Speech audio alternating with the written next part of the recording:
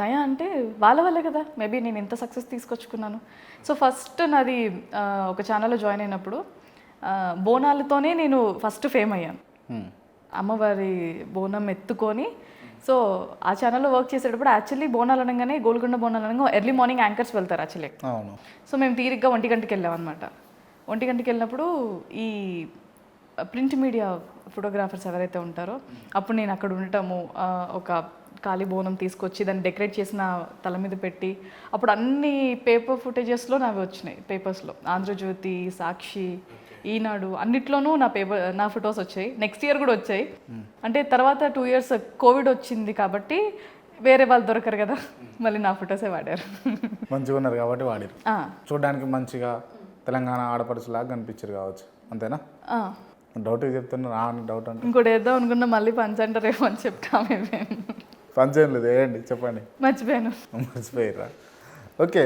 అంటే నేను అనేది ఏంటంటే బేసిక్గా ఎవరికైనా కూడా సెటిల్మెంట్ అని అంటే ఖచ్చితంగా నేను ఈ రంగంలో అంటే ఇప్పుడు యాజ్ ఎ బ్యూటీషియన్ లేకపోతే యాజ్ ఎ టీచర్ లేకపోతే ఇంకేదైనా కానీ ఈ స్థాయి నుంచి ఈ స్థాయి ఇప్పుడు మీరు ఒక ఛానల్లో వర్క్ చేస్తున్నారు, నేను CEO పొజిషన్కి వెళ్ళాలి, అది సెటిల్మెంట్ అని మీకు ఉంటుంది. కొంతమందికి కొన్ని ఎయిమ్స్ ఉంటాయి కదా, మీకు పర్టికులర్గా ఏముంది? ఇప్పుడు నేను ఏదన్నా మూవీ ఆర్టిస్ట్గా సెటిల్ అయితే సెటిల్ అవుతాను.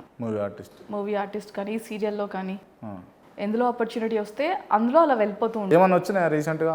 వచ్చాయండి, సీరియల్స్ 2 ఛానల్స్ నుంచి నాకు కాల్స్ వచ్చాయి. ఒక మూవీ ఆఫర్ వచ్చింది తమిళ నుంచి, వాళ్ళు ఫోన్ చేశారు. సో మనకి తెలుగు ఇంగ్లీష్ తప్ప రాదు.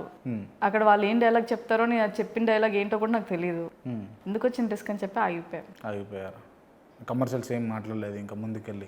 అసలు ఫస్ట్ ఓకే చెప్తే మేబీ అవన్నీ మాట్లాడే వాళ్ళేమో. ఇప్పటివరకు తెలుగు సీరియల్స్ నుంచి ఏమైనా అవకాశాలు వచ్చినాయా?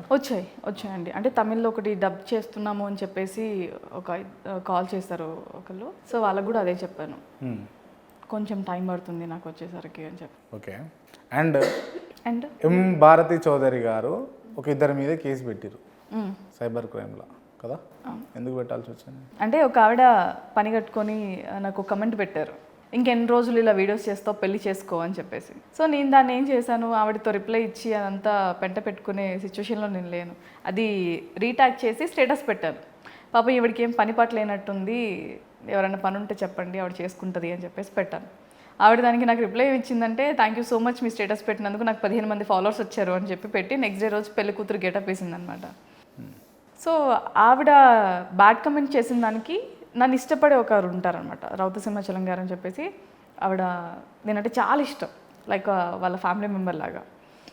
ఆవిడ రిప్లై ఇచ్చింది, ఇంకా చాటింగ్ అలా అంటే కమెంట్స్లోనే ఒక 200 కమెంట్స్ వరకు వెళ్ళిపోయినాయి అనమాట. అది చాటింగ్ చేసుకోరు కామెంట్ రూపంలో, కమెంట్స్లోనే. నేను వద్దన్నా సరే వాళ్ళు వినకుండా, అంటే నన్ను ఇష్టపడే వాళ్ళను ఆమెని వద్దు ఇట్లా ఎందుకు మాట్లాడుతున్నారు అని చెప్పి చేయటము అలా వెళ్ళిపోయిన తర్వాత అందులో ఒక మిలిటరీ పర్సన్ కూడా, ఆయనకి పాపం తెలుగు రాదనుకుంటా నాకు తెలిసి, వచ్చినా మాట్లాడలేరు అనుకుంటా. ఆయన మొత్తం ఇంగ్లీష్లో పెట్టుకుంటూ వచ్చాడు. ఆయన చెప్పేది ఏంటనేది అవతల పర్సన్కి ఉన్న ఆవిడకి అర్థం కావట్లేదు. ఆయన ఏదో నన్ను తిట్టేశాడని చెప్పేసి వాళ్ళ మదర్ని ఇంకా కొన్ని వల్గర్ వర్డ్స్ యూస్ చేశారు. సో నేను ఆయన పర్సనల్ చాట్కి వెళ్ళి వదిలేసేయండి అని అంటే, ఇది మీ టాపిక్ కాదండి, మీ వరకు నేను సపోర్ట్ చేశాను. సో ఆవిడ నా ఫ్యామిలీకి వచ్చింది కాబట్టి నేను చాట్ చేసుకుంటా, కానీ పర్సనల్గా చాట్ చేసుకుంటానని చెప్పి ఆయన చెప్పారు. అయినా సరే వినకుండా బ్యాడ్ కమెంట్స్ ఎలా పెట్టారు అని అంటే, ఎవరెవరినో మా తమ్ముడిని మోసం చేసింది, మొత్తం డబ్బులు గుంజేసింది, అది ఇది అని కమెంట్స్ పెట్టడం స్టార్ట్ చేసింది. సో దెన్ ఇంకా నేను ఊరుకోదలుచుకోలేదు. నన్ను ఒక మాట అంటేనే నేను ఊరుకోను. సో ఫాల్ అలిగేషన్ చేస్తే ఎలా ఊరుకుంటానని చెప్పేసి స్క్రీన్ షాట్స్ అన్ని తీసి నేను పిఎస్లో సబ్మిట్ చేశాను. సైబర్ క్రైమ్ రాచకొండ ఎల్బీ నగర్లోనే చేస్తే ఎమ్మటే సార్ వాళ్ళు రియాక్ట్ అయ్యి మేడంని పట్టుకొచ్చారు. అసలు ఒక గెస్ట్లా కూర్చుంది ఆవిడ. నేను ఇంకా కూర్చొని తన్నారేమో అని అనుకున్నాను, కానీ హస్బెండ్ ఏమో పాపం కింద కూర్చున్నారు అక్కడ. ఆవిడ కాలు మీద కాలు వేసుకొని చాలా లక్షణంగా కూర్చుంది. తీసుకొచ్చారు, పెళ్లి కూతురు తీసుకొచ్చినట్టు లోపలికి. అనగానే ఫస్ట్ నేను అడిగింది ఏంటంటే, నీ తమ్ముడు ఎక్కడ, బాయ్ ఫ్రెండ్ అన్నావు, ఏంటేంటో మాట్లాడో కమెంట్స్లో, ఎవడు వాడిని తీసుకురానంటే, మీ ఫాలోవర్స్ నన్ను అట్లా అన్నందుకు నేను ఇట్లా అన్నాను. సరే ఇప్పుడు నీ హస్బెండ్ కాకుండా నీకు ఇంకో హస్బెండ్ ఉన్నాడు అని అంటే నువ్వేం చేస్తావు, ఎలా రియాక్ట్ అవుతావు అని అంటే, సార్ అంటే పోలీస్ వాళ్ళు ఏమన్నారు, మేడం ఆ టాపిక్స్ వదిలేండి మేడం అని చెప్పేసి అన్నారు. అన్న తర్వాత ఆవిడని బయటికి తీసుకెళ్ళిన తర్వాత ఆయన నాకు చెప్పాడు, మీకు ఎలా తెలుసండి ఆవిడకి ఇంకో హస్బెండ్ ఉన్నాడని అని అన్నాడు. సార్ నేను క్యాజువల్గా అన్నాను సార్, నన్ను అన్నందుకు అని అంటే, లేదండి ఫస్ట్ హస్బెండ్ని వదిలేసి ఇతన్ని మ్యారేజ్ చేసుకుంది. అతను ఒక అమీర్పేటలో ఒక బట్టల షాప్లో వర్కర్.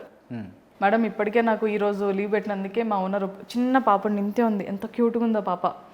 ఆ పాపని తీసుకొచ్చి నా ఫ్రెండ్ మా అన్నయ్య వీళ్ళందరూ ఉంటే కాలు మీద పడుకోబెడుతున్నాడు, ప్లీజ్ కేసు విత్డ్రా చేసుకోండి అని చెప్పేసి. ఆయన పడుతున్నాడు, పాపను పడుకోబెడుతున్నాడు. మేము ఈ పాపని ఎంత లేపినా సరే మళ్ళీ ఆయన కింద కూర్చోబెడుతున్నాడు. ఇట్లాంటి సెంటిమెంట్స్ చూపించకండి అని కూడా చెప్పాను నేను ఆయనకి. ఆయన కళ్ళలో వాటర్ చూశాను, ఇంకా ఎట్లనో అనిపించింది. బట్ ఆవిడ ఫేస్లో ఇంత చిన్న రీగ్రెట్ లేదు. సో లోపలికి వచ్చి మాట్లాడుతున్నప్పుడు కూడా లేడీ కానిస్టేబుల్ ఒకరు ఉంచుతారు కదా ఆవిడ ఇంకా రెచ్చిపోతుంది. నేను చాట్ చేసింది లేదు, ఏం లేదు. ఆవిడ అసలు ఆ మెసేజ్ పెట్టకపోయింటే ఇంత ఇష్యూ జరిగేది కూడా కాదు, నా టైం వేస్ట్ అయ్యేది కూడా కాదు. ఆవిడ రిటర్న్లో అట్లనే మాట్లాడేసరికి పోలీస్ సార్ రవి సారును పవన్ సార్ వాళ్ళిద్దరు కూర్చోబెట్టి ఏం చెప్పారంటే, ఇప్పుడు ఈమె కేసు వాపస్ తీసుకోకపోతే నువ్వు జైల్లో కూర్చుంటావు, ఇన్ని సంవత్సరాలు సంథింగ్ ఏదో వాళ్ళ సెక్షన్స్కి సంబంధించి చెప్పారు. చెప్పిన తర్వాత ఇలా అవుతుందా అని చెప్పి అప్పుడు రియాక్ట్ అయ్యి రిగ్రెట్ ఫీల్ అయిందా లేదా ఇప్పటికీ డౌటే. యాక్టింగ్ చేసింది పాపం కొంచెం సేపు. సో నేను వీడియో తీసుకున్నాను, ఆవిడ నాకు సారీ చెప్పడాలు, తప్పుగా మాట్లాడాను, ఈ తమ్ముడు కథ ఇవన్నీ సరే అందులో రికార్డ్ చేసుకున్నాను. సో నేను అది స్టేటస్ కానీ ఇన్స్టాగ్రామ్లో కానీ పెడదాం అనుకున్నాను. యాజ్ పర్ రూల్ ప్రకారం అలా పెట్టకూడదు అనేది ఒకటి ఉంది అని చెప్పారనమాట నాకు. సో ఇంకా తర్వాత పెట్టలేదు, లేదంటే ఆ రోజు అప్లోడ్ చేసేసేదాన్ని. ఇంకొక కేసు నాకు అసలు ఫేస్బుక్ లేదు. వాడెవడో నా పేరు మీద ఫేస్బుక్ క్రియేట్ చేసేసి నా ఫొటోస్ పెట్టేసి అంటే లైక్ నేను చార్జ్ చేస్తున్నా అమ్మాయిగానే చార్జ్ అంటే ఇక ఎం భారతి చౌదరి లాగా చార్జ్ చేసిండు. అసలు నా పేరే లేదు, కాకపోతే ఫోటోలు మీ అసలు ఎంతంత బ్లైండ్గా టెక్స్ట్ చేస్తారో అబ్బాయిలు నాకు అర్థం కాదు.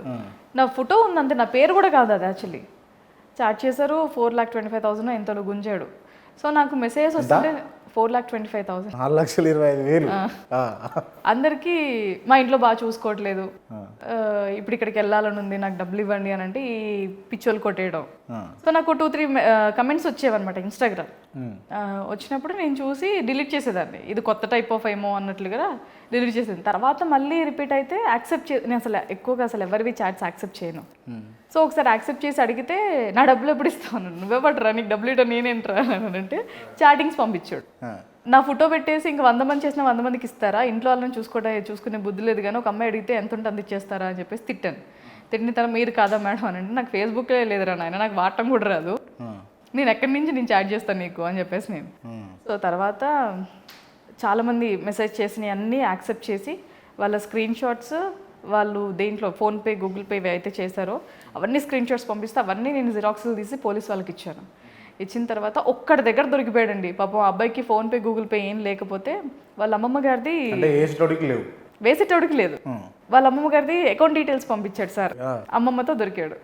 ఆ అబ్బాయి డీటెయిల్స్ ఇవ్వగానే ఇమీడియట్గా పట్టుకున్నారు, లోపల వేసారు అనమాట. జైలుకి వెళ్ళిపోయాడు. ఇప్పటికీ కోర్టు కేసు నడుస్తుంది ఇప్పటికీ కూడా 2 years దాటిపోయింది ఆల్మోస్ట్. కాంప్రమైజ్ గారా మరి అసలే ఎందుకట్లా? వాడు మళ్ళీ చదివింది ఏమనుకున్నారు, పోనీ యూజ్లెస్ ఫెలో ఏం పనికి రాకుండా ఇట్లాంటి ఫ్రాడ్ చేస్తున్నాడు బతకడానికి అని అనుకుంటే అది కూడా కాదు. CA చార్టెడ్ అకౌంట్స్ చేశాడు వాడు. చార్టెడ్ అకౌంట్స్ చేసి చీప్ పనులు చేస్తున్నాడు. వాళ్ళ ఇంట్లో అమ్మగారికి ఏం చెప్పాడు, నేను జాబ్ వచ్చింది అని చెప్పేసి ఇంట్లో వాళ్ళకి అన్ని కొనివ్వటం, మీ పేరు మీద వచ్చిన పైసలతోటి కొనివ్వటం. అయితే వాళ్ళమ్మ అంటే నాకు ఈ మ్యాటర్ తెలిసి దొరికిపోయిన తర్వాత లోపలికి పిలిచారు. నాకేంటంటే ఒక్కటన్నా కొట్టాలనేదే ఆశ, కొట్టలేము. సో కస్టడీలో ఉన్నారు. అప్పటి నుంచి వాళ్ళ అన్నయ్య యూఎస్ నుంచి వచ్చి పిల్లలతో ఎవరైతే డబ్బులు ఇచ్చారో కొంతమందికి తీర్చారో కొంతమందికి తీర్చలేదు. సో వీడిని పట్టుకోవడం వల్ల ఆ డిపార్ట్మెంట్ వాళ్ళకి తెలిసింది ఏంటంటే వీడు ఒక జూనియర్, అందులో ఇంకా 15 మంది వరకు సీనియర్స్ ఉన్నారు ఆ ఫీల్డ్లో. సో వాళ్ళందరినీ కూడా పట్టుకుంటామని చెప్పారు. ఇప్పుడు జ్యుడిషియరీ కస్టడీలో ఉన్నాడా, బయటకు వదిలేశారు. అంటే సిగ్నేచర్ ఏవో ప్రాసెస్ ఉంటుంది కదండి, ఆ సిగ్నేచర్ పెట్టి కోర్టుకి అటెండ్ అవ్వాలి. ఎందులో ఉన్నాడు కూడా ఎగ్జాక్ట్గా తెలియదు, ఇంకా పట్టించుకో. ఇప్పుడు ఏం రాజుకి రావట్లేదు, ఇక రాజీ ఎందుకు రావాలండి, ఫ్రాడ్ ఎప్పటికైనా. ఒకసారి పగిలిపోయింది మళ్ళీ అతుక్కోదు కదా, క్షమించవచ్చు కదా అట్లాంటి. నేను ఇప్పుడు క్షమించానంటే రేపు ఇంకోటి అకౌంట్ క్రియేట్ చేసి మీ ఫోటో పెట్టి అడుగుతాడు, అంతే కదా. మీ ఫోటో పెట్టి అమ్మాయిలను అడుగుతాడేమో. అమ్మాయిలు ఎత్తారా అంత ఈజీగా? అమ్మాయిలు అంటే ఎత్తారు కానీ అమ్మాయిలు అంటే అమ్మాయిలు సరదాలకు కావాలంటే ఎవరేమో కానీ ఏదన్నా హాస్పిటల్ ఇష్యూస్ ఉన్నాయి, మా మదర్కి బాగాలేదు, మా నాన్నగారికి బాగాలేదు అంటే ఎందుకు ఎవరండి నాకు తెలిసిన పర్సన్స్ ఇస్తాను. బుద్ధి లేకుండా ఎవడు పడితే అడిగాను ఇస్తే బుద్ధి లేనట్టేనా? అంతే కదండి. మీరు ముక్కు మొహం తెలియంది, మీకు ఏం ప్రాబ్లం లేదు, నీకు అబద్ధం చెప్తే ఇచ్చేస్తారని అంటే ఎందుకు ఇస్తాం?